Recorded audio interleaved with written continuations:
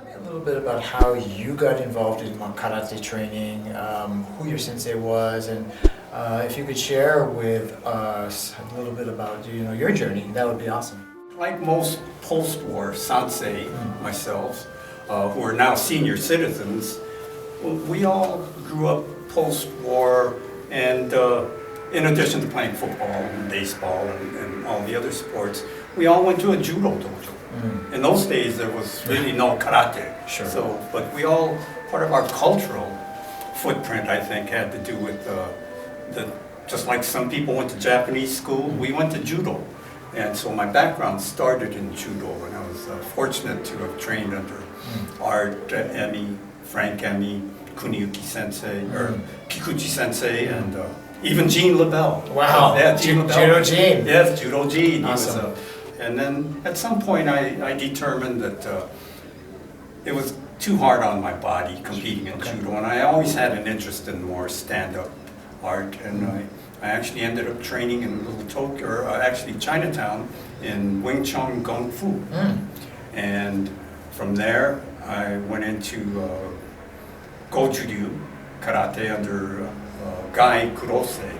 He was a sensei like myself, Japanese American, Nikkei, and he went to Tendi University in Japan and was the first Japanese American to actually captain the karate team, the kumite team, and became a collegiate champion there. And I met him. He's originally from Seattle, was running his program out of Tendi Dojo here in East LA. And then when he left town, I was searching to stay in something similar, and I just kind of stumbled into Matsubayashi, and I've been in it ever since. Who was your Matsubayashi sensei? My first introduction to Matsubayashi was Ota Sensei. Oh, Ota Sensei. And I trained with Ota Sensei for about 10 years.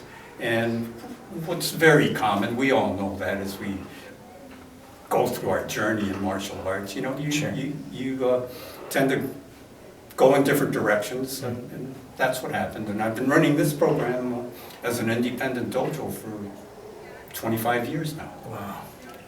Well, you're doing a great job, and I'm sure you're very proud of you take as someone who doesn't know anything and maybe is a little shy, and you're able to build this person up, and if they stick with it, they can become very confident and very competent.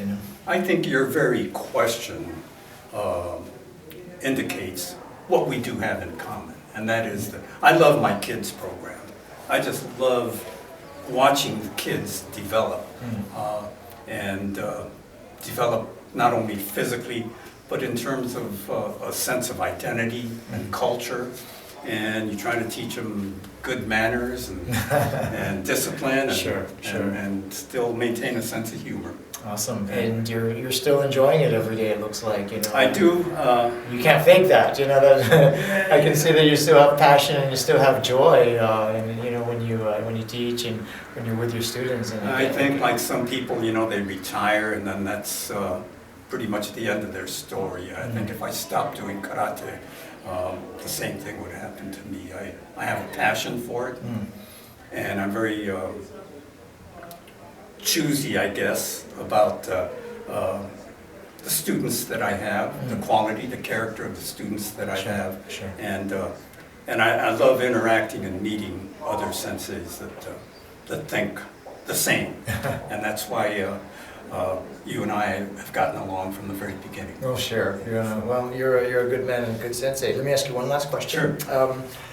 If you could give some advice to the martial artists out there, whether they be just starting out or maybe they've been on the journey for a little bit longer, what would be one nugget of wisdom, one piece of sage advice that you could give to our martial arts out there?